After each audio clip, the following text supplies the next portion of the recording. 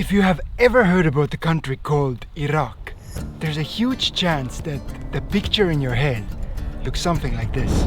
A barren desert land at the edge of the world, plagued with decades of terror and war. And in no way could that place be called safe for any outside visitors. Yet here's the thing, after spending more than a month in this country, traveling the majority of Iraq in our own vehicle, we've realized that there is so much more to this place that media actually never shows. And this video is about that hidden side. You will see the dark and shocking places that send shivers down our spines, but also the strange behavior of locals that kept approaching us throughout the whole journey. No, it's... And perhaps most importantly, although it might sound like a weird joke at the moment, then by the end of this video, there's a huge chance that you, just like thousands of visitors each year, will want to travel the notorious Iraq yourself. 10 kilometers that way is Iraqi border. I'm quite anxious. I'm also a bit scared.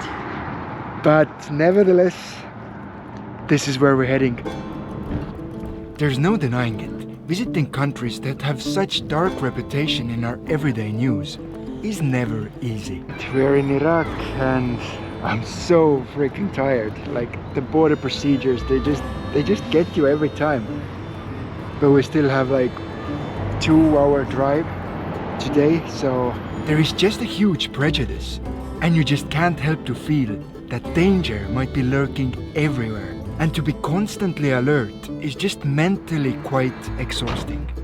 We have just made it to Mosul like an hour before sunset, and yeah, we're gonna go and try to get ourselves a hotel for the night. Well, and after hearing what happened to us on the second day of being in Iraq, you will probably think that I'm clinically insane when implying that there is even a slightest chance that one day you might be willing to visit Iraq yourself. You see, our first bigger stop in a country happened to be in Mosul. It's a city that for years used to be ruled by ISIS terrorists. What we can see on the other side of the river in old Mosul it's hard to accept. And what we experienced there was exactly how media shows this country. I've never ever anywhere in the world seen a city that has been torn by war. Every wall of every building is just full of bullet holes. And it's so sad. A city destroyed by war. And even just seeing such destruction brought darkness to our hearts. Yet more than just a monument to human cruelty, this city was also the first place where we started noticing the strange behavior of locals. But to better understand what and why they did, I need to start a bit further down and tell you a few other things that make Iraq such a unique place. We're getting closer to the holy city of Kerbala, and already in the checkpoints they want Liisu to wear a hijab, so yeah. And first of them comes down to the spiritual beliefs of this nation. Thousands of people come in here for religious reasons. Although I am an atheist myself, then during my years of traveling, I have had the privilege to observe pretty much all bigger religions that are practiced on our planet. From the small Buddhist temples in Himalayas to grand Catholic churches in Spain. From ancient Hindu temples to sacred Yazidi towns where even shoes are not allowed. But when it comes to Shia Islam, the holy cities of Iraq might as well be the best place to understand this faith. So the guys who have the feathers in their hand, they are guiding traffic. Like they literally show you with the feathers which way you have to go. I'm sure that there are people out there who will now be saying that to understand Islam, I need to visit Mecca and Medina. But here's the thing, those holy sites are prohibited for non-Muslims. And witnessing that dedication and passion was like nothing we have ever seen before. I often get asked, why do I even care about religions as an atheist? And to me, this answer is simple. I truly believe that understanding is the first step towards empathy. And empathy might as well be the only thing that would allow us to share our planet peacefully and bring an end to the constant conflicts. Because after all religions have a lot in common. Their teachings and guidelines of how to live a meaningful life, full of love, peace and harmony. Well, that was an experience. To be honest, it was more intense than I expected. But when you go inside the shrine, there is a lot of women wanting to kiss the tomb. So there was a lot of shoving because everybody wants to get as close to the shrine or the tomb as possible. Actually pretty exhausted. If anyone is wondering, then I am exhausted too. But of course, not many tourists travel just to learn, and most of you are probably wondering what fun and interesting things can you do in Iraq? Did we just break in Saddam Hussein's freaking palace? It's the closest thing to a staircase I could find. Well, quite obviously, this topic is something most people know nothing about. Sadly, there just doesn't seem to be a place for positive news in our everyday media, and promoting fear and death weirdly seems to be the thing that pays the bills for most journalists. If you want a little bit of the scenery, this nice peace smell here, it just gives you a proper taste of the place. But luckily it doesn't mean that those things don't exist in Iraq. Biggest tourist attractions here seem to fall in 3 categories. First of them is cities. Slowly getting to Baghdad. And well, if we leave out the tragedy of Mosul, cities seem to be quite similar all over the world. Yes, you heard correctly. Iraqi cities are really just like any other cities all around the world. There is good food, colorful markets and stores to go shopping, and of course entertainment to keep you busy in the evenings. And again, a lot of people trying to approach us, but we'll get to this in few moments. Because even more interesting than the cities are the next 2 categories. I know it doesn't come as a surprise to you that it's possible to go on a camel rides and desert hikes in Iraq. But what truly surprised us was that the nature here is much more than just desert. There are mountains and waterfalls in the northern region of Iraqi Kurdistan.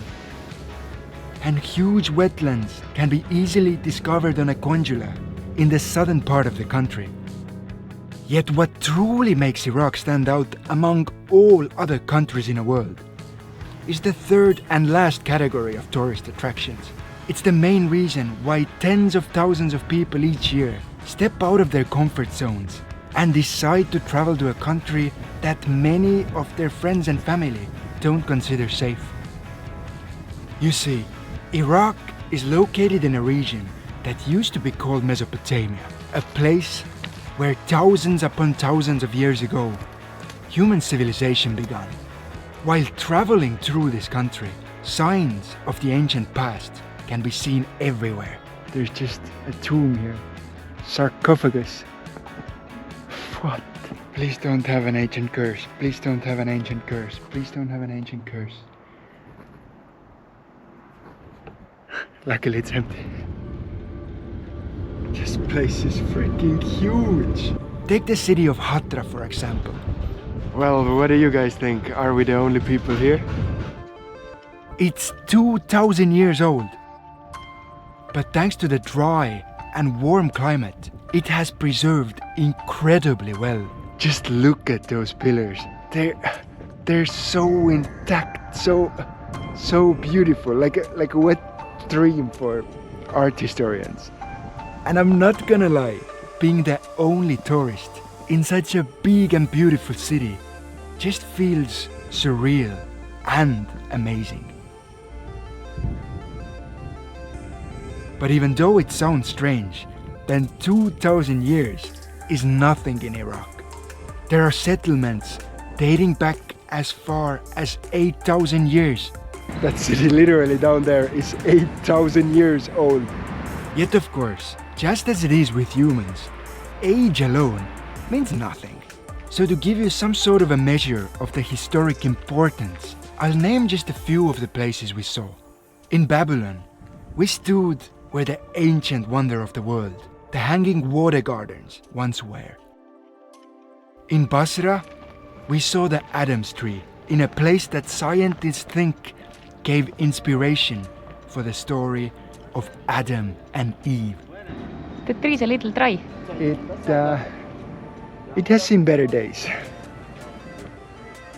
Near Hilla once stood the Tower of Babel and the ancient city of Ur. At the moment, it does not seem much more than a stepped pyramid in a desert. But looking back in time, it is thought to be the birthplace of Abraham, the first prophet and the father of the three religions that have most shaped the world we live in today. There's no denying it. The historic scene of this land is truly amazing and almost impossible to match by any other country in the world. But before I get too carried away with praise, I have to add that although it's been years since the war ended in Iraq, then still it is far from being an easy place to visit.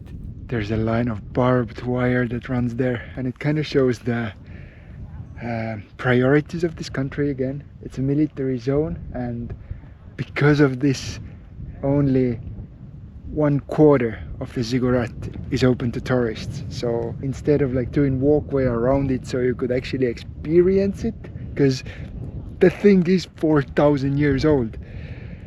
No, that's not the first priority. First priority is that military has their place to, I don't know, to do something.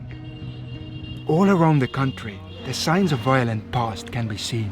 Armed men on street corners, military bases lining the road you wish to travel.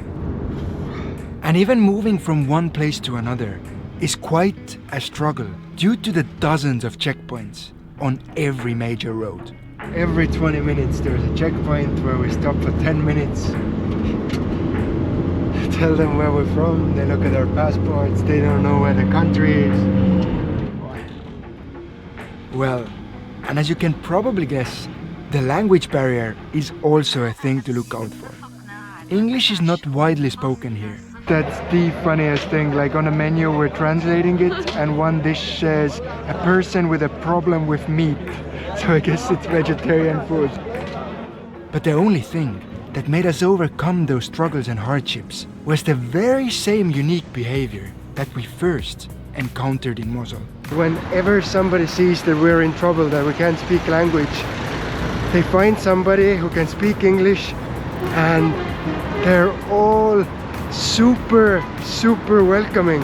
Wherever we went in this country, it seemed that kindness and hospitality from total strangers was simply a part of the culture here. Christmas gift. Shukran. Are you sure? Are you sure? Can we pay a little? Passing people always seemed to be smiling at us. Vendors on the streets would treat us to their goods without accepting payment. How much is it? No, Ali. No. No.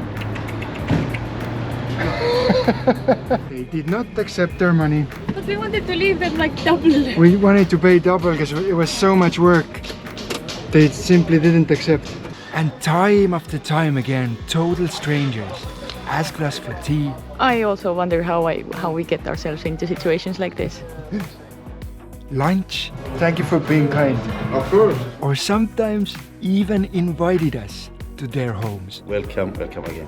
Even now, just looking back at the videos we took, I find it hard to believe that this sort of kindness, without expecting anything in return, exists.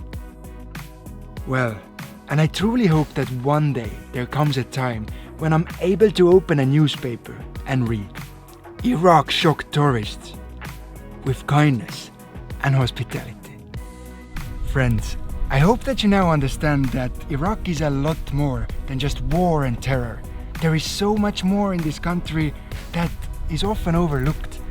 And yes, calling Iraq a holiday destination is still a bit far-fetched.